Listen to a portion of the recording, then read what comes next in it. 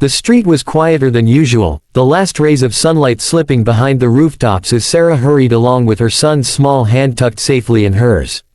She carried a plastic bag of groceries, the kind she had carefully picked from the discount shelf, every item chosen with the precision of someone who had no room for waste. Her mind was already racing ahead to dinner, maybe soup with bread, something warm to fill their bellies before the night grew colder. But then, out of the corner of her eye, she saw him. An old man sat slumped against the curb, his back hunched, his coat threadbare and far too thin for the creeping chill. His face was lined with years of hardship, but it was his eyes that caught her heart, tired, hollow, and lost in a way that spoke of hunger and loneliness. People passed by without stopping, some glancing briefly, others pretending not to notice at all. Sarah slowed her steps, torn between the need to stretch her groceries for the week and the ache that grew in her chest as she looked at him. Her son tugged gently at her sleeve, his voice no louder than a whisper. "Mama, he looks hungry." The words struck her deeper than she expected. Children had a way of seeing truth so plainly, so innocently. Sarah crouched down, her bag pressing against her knees, and for a moment, she hesitated. She didn't have much, hardly enough for herself and her little boy. But then the man's hands trembled as he tried to warm them against his breath, and her decision was made before her mind could argue. "Sir," she said softly, kneeling in front of him. The old man looked up, startled, as though he hadn't expected kindness to stop at his feet. His lips parted, but no words came out. Sarah reached into her bag and pulled out a small loaf of bread, still warm from the bakery's clearance shelf. She broke it in half and held it out to him. "Please, eat. You need this more than we do." His eyes filled with tears almost instantly, the kind that spilled over without shame because they weren't born of sadness alone, but of gratitude. His frail hands shook as he accepted the bread, holding it as though it were made of gold. "Bless you," he whispered, his voice raspy and uneven. "Bless you, child." Sarah smiled faintly, her heart aching and warm all at once.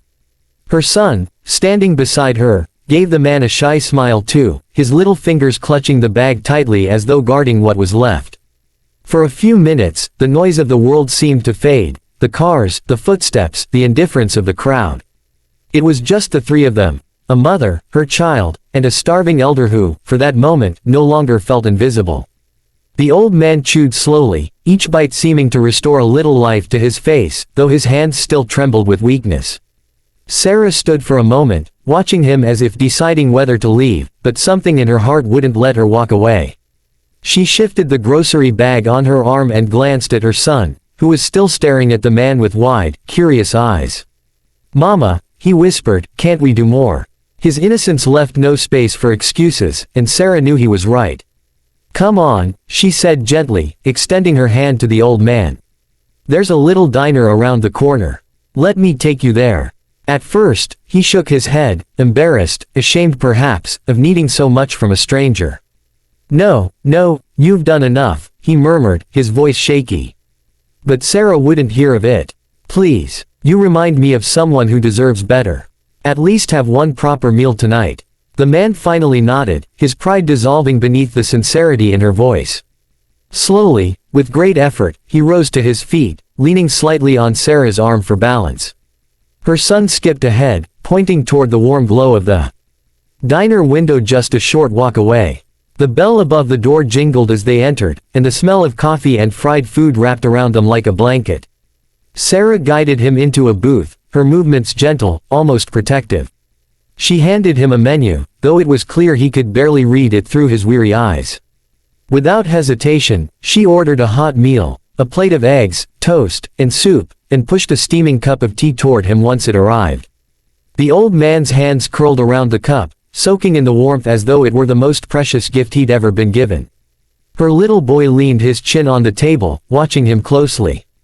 "What's your name, mister?" he asked in a sweet, unfiltered tone. The old man smiled faintly, his voice soft.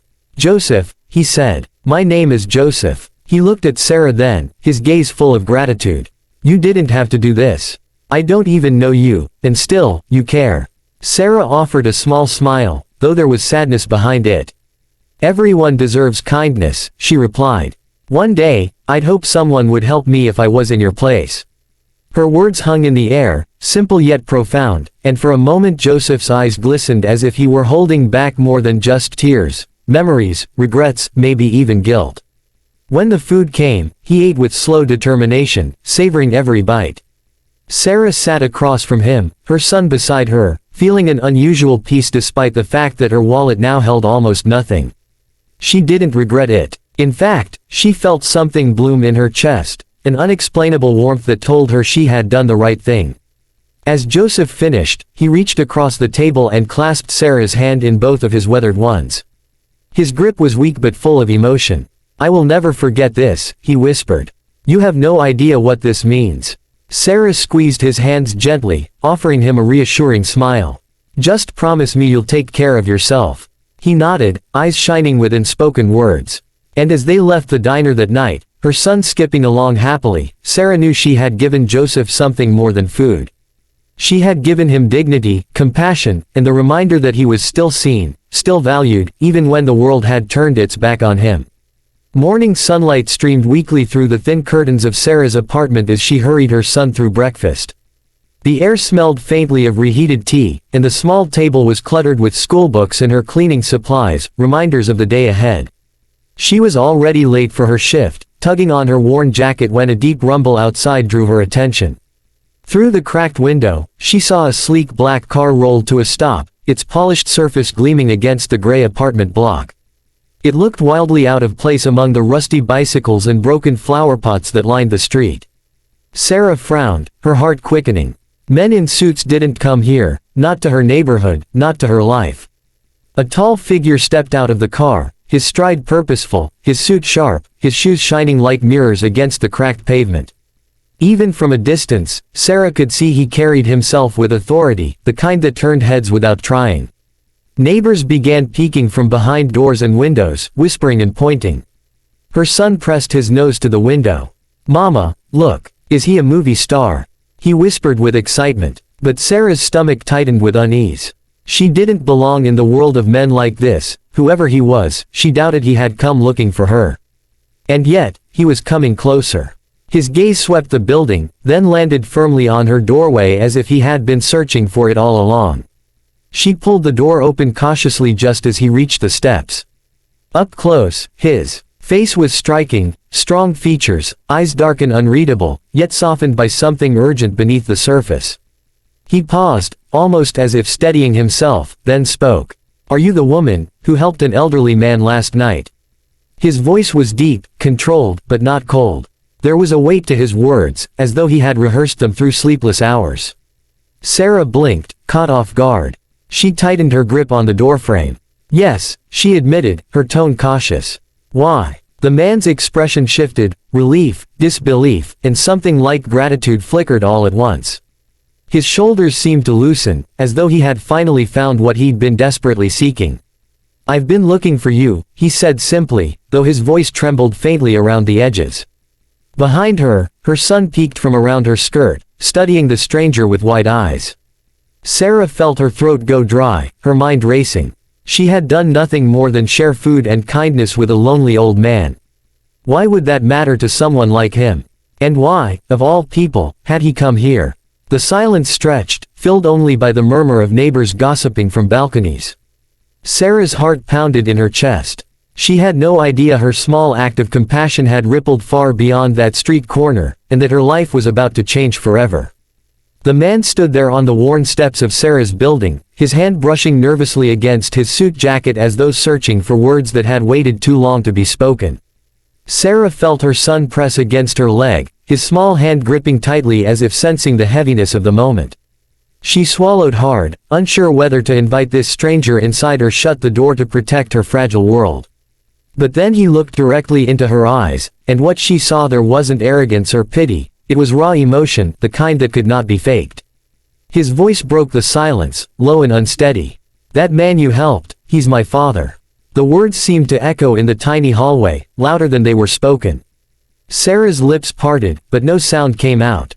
Her mind replayed the night before, the trembling hands, the hollow eyes, the whispered blessings of the old man named Joseph.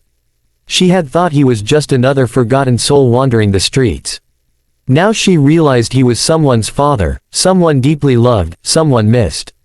I thought I'd lost him, the man continued, his voice cracking in places where pride usually held strong.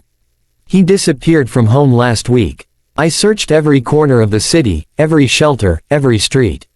And then, you fed him. You gave him warmth when the world turned away. Sarah's throat tightened, her own eyes stinging as his words settled over her. She hadn't done it for recognition, hadn't expected anyone to notice. It was just what her heart demanded, no matter how little she had. But hearing the weight of it from this man, hearing the love threaded into every word about his father, made her realize the ripple of her small kindness. The man stepped closer, lowering his voice, almost as if afraid to break. You don't know what that means to me.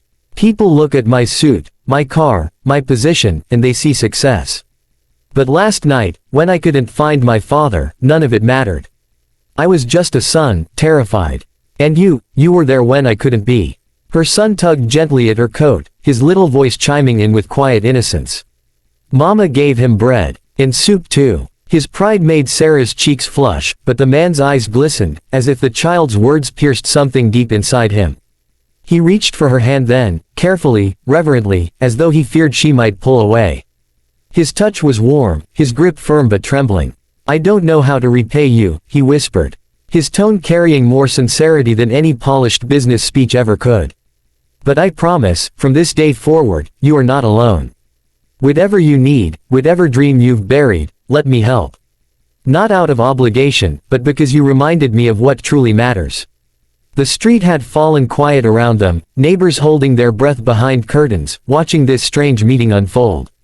But to Sarah, the world had shrunk to just this moment, her son at her side, her hand in his, and the knowledge that a single act of compassion had bridged two lives that otherwise would have never touched. Tears welled in her eyes, not of sorrow but of something larger, hope, gratitude, and a dawning realization that maybe, just maybe, this was the beginning of something extraordinary.